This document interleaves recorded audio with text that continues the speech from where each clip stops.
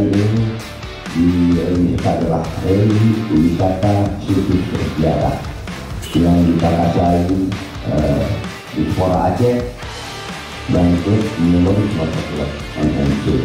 Ada pun jumlah peserta kurang lebih sekitar 60 yang kelas yang dilombakan kelas umum, kelas pemula yang juara, kelas wanita.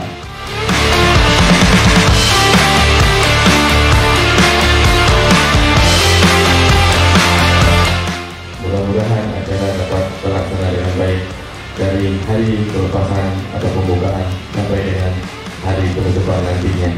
Semangat ini dengan semangat Dispora, sama-sama kita berjuang, kita bangkitkan kembali seluruh situs-situs besar. Bismillahirrahmanirrahim.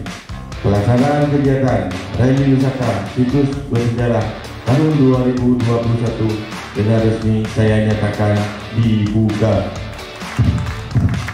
3, 2, 1, go, go, go, go!